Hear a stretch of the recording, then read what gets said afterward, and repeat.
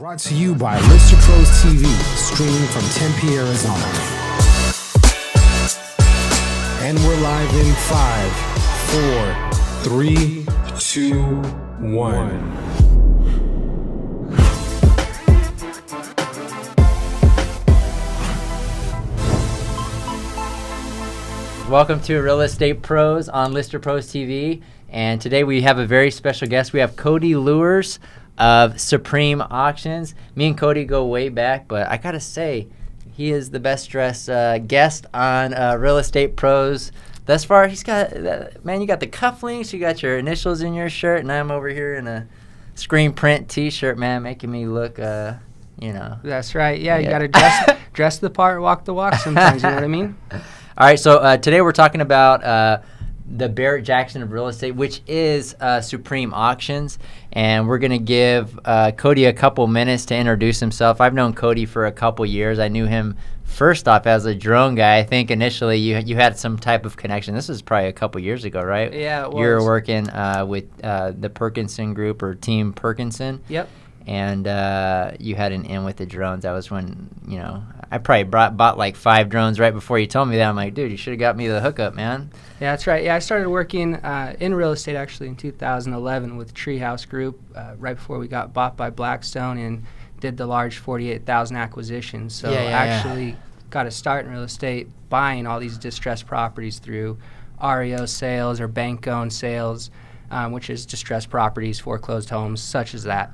And between that and what I'm doing now, I worked with Danny Perkinson and the Perkinson team selling residential real estate around Mesa and started up that little drone company where you and I connected. So but now I'm working for Supreme Auctions, and what we do. And you've been there for a while now, right? Yeah, just about 2 years, and we've had a lot of success over the last really 5+ years, but it's starting to pick up more and more right now. So it's an interesting business model in real estate because here in the United States, you don't see a lot of properties going at auctions, especially like luxury homes, like or it's, you know, I guess it's not the norm. You know, I think in like New Zealand and other countries, this kind of stuff is very common. That's right. And how people sell their homes. Yeah, you're absolutely right.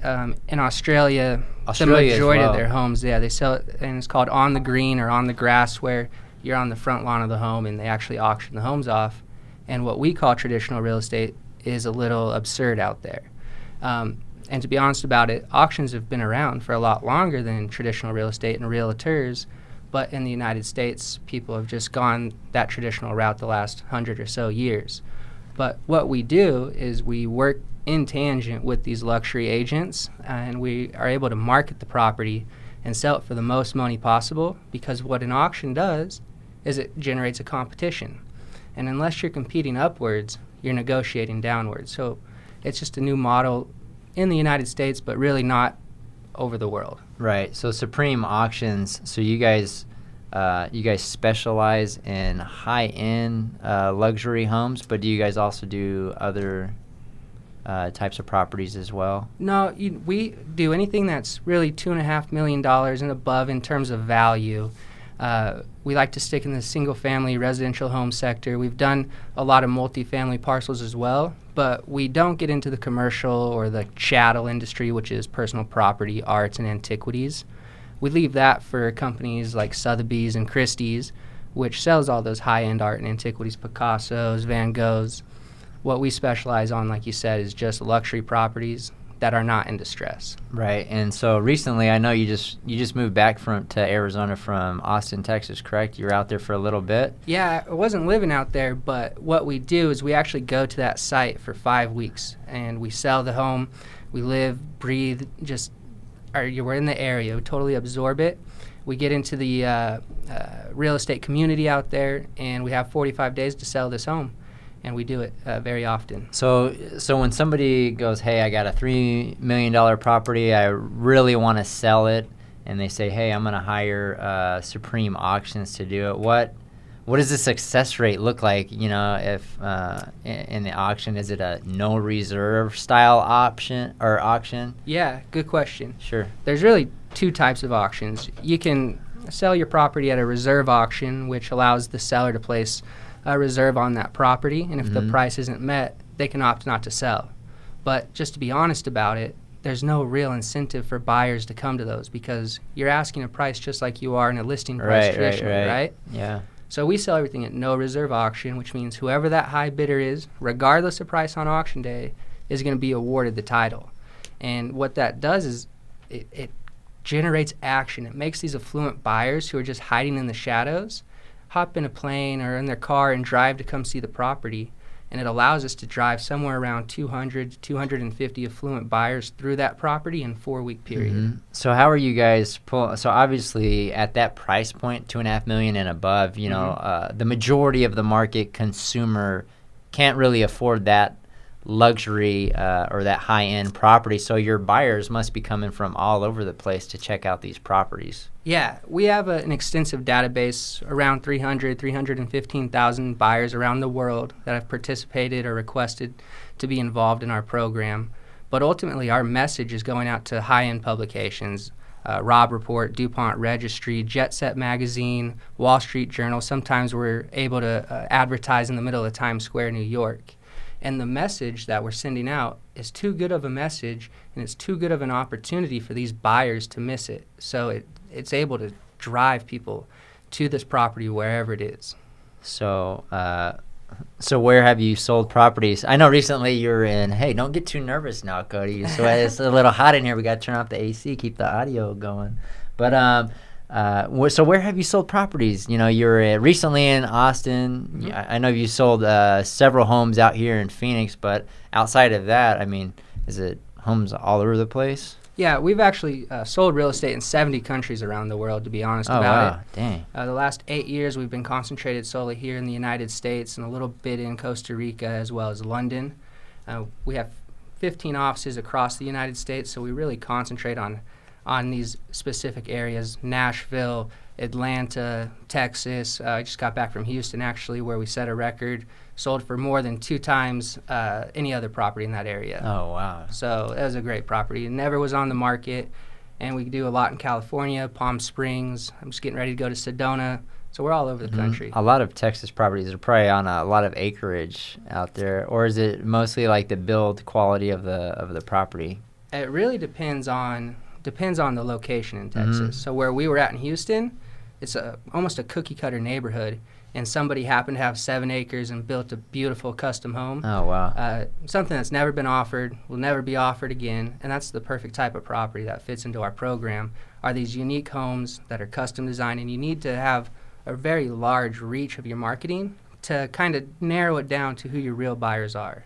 All right, so let's talk a little bit about the objections or reservations that, you know, say a real estate agent has a property listed for sale and they're not getting as much traction as they want to. The sellers are getting anxious about selling the house, or they need to sell it.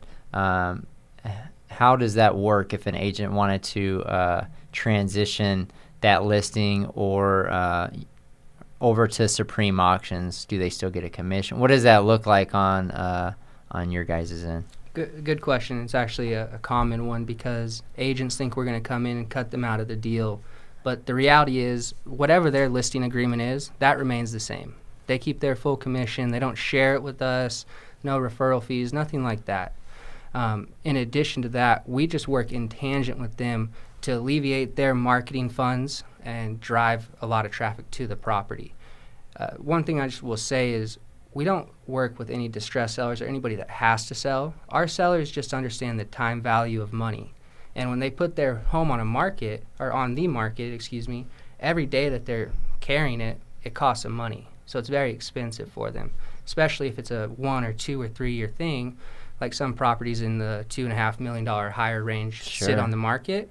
So instead of waiting that long, because you're going to have to take that off of your gross to come to your net, you might as well just sell it as quickly as possible for the most money possible, because that's one thing buyers and sellers say in our game is you're in a room competing with everybody. Here's the market. So there's no fear of overpaying because whatever we get to, that's what the market was. And then the seller can be comfortable that there's no more money left out there. It was right here and we drug it all out. Right. So, I mean, that's a good point because there's a lot of, maintenance and stuff like that on, especially these higher end properties. Every month they're paying to maintain it, in these properties that sit on the market for 2-3 years, man, it's just taking money from their net, at the end of the day. So I just talked to a seller who, it's a $8.5 million property, but their property taxes last year were $245,000. So if it's going to be on the market for another year or 2 years, that's $500,000 that they're losing, right? Yeah. So there's a better way to achieve your goal and to get the most money possible without having to drag your feet. Right. So out of curiosity, on some of your last deals, where have the buyers come from? Ultimately, are they mostly local? Or sometimes, real estate's like a bad car accident. They always happen close to your house. Bad car accident. But to be honest about it, the last 4 homes we sold, one buyer was in Russia, one buyer came from France, one buyer, the Texas property, sold from a California buyer, and the property that we just sold in Scottsdale, we set a record on Scottsdale Mountain 2 or 3 months ago. That buyer was just a doctor that was in the area, was driving around and saw the opportunity, wasn't looking to buy a home, came in and outbid everybody. So let's talk a bit about your 45-day. So you say you take the listing for 40, not a listing or an agreement for 45 days. Mm-hmm. What does Supreme Auctions do in those 45 days to ensure to pull the best, offers and bids on the property? Obviously, you got to engage a lot of people. You got to have some great marketing. So what do you guys do specifically? Yeah, great question. So we advertise for 45 to 60 days, depending on the type, value, and location of the home. And that's our average numbers.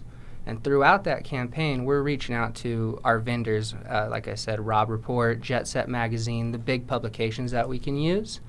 But we're also showing the home for 4 weekends prior to the auction. So Saturdays and Sundays between 12 and 4, and it's by appointment. I gotcha. Yeah, it's by appointment, and so we can group these appointments together and make sure we're being very efficient.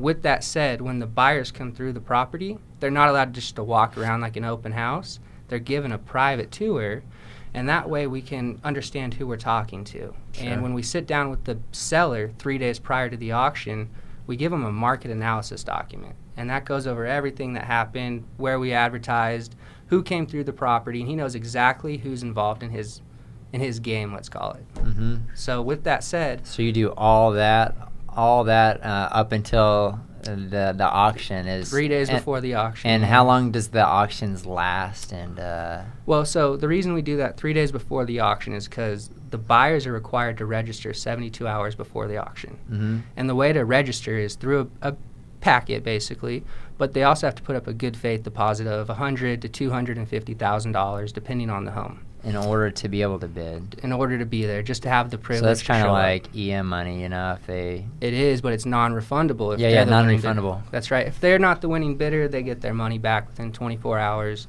If they're the winning bidder, that's non-refundable, because what that's doing is securing the sale for both sides of the party, right? So if somebody's interested in the property, how do they bid on it?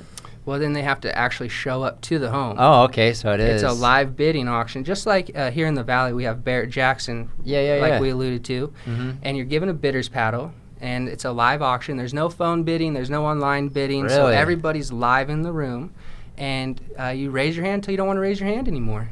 And that's how it goes. That's interesting. You see like old school movies, where they show like old auctioning. I think that's cool, man. Yeah, it is cool. It's really fun. Yeah. They're all catered. We have wine, hors d'oeuvres, valet parking, sheriffs on site to make sure everybody there is supposed to be there. But the best part about it is it's just a competition. There's a special scent in the air, and everybody's just getting excited and raising their hand. Yeah. And maybe a buyer says, I don't want to lose this house over $50,000. They get a fear of loss because they're sitting in this house, and they know they're not overpaying because, hey, I have to outbid somebody else. This is market cost. Yeah. And that's the way. So on average, how many people are in that bidders pool on houses? I'm sure it varies. Varies from house to house. It does vary, but on average, somewhere between 6 and 10 bidders. Yeah, depends on what house, though, what locations, so forth. And do people usually buy them for like personal properties, or they like flip them, or is it a combination of everything? No, good question. There is a combination of both, but ultimately the people that end up with the homes 99% of the time are end users. Yeah. So people that want to live there and raise their family there, enjoy the home. Sweet, man. Well, this has definitely been very informational about Supreme Auctions and how the process works. Is there anything else specific to Supreme Auctions that you want to talk about that maybe I didn't ask you about?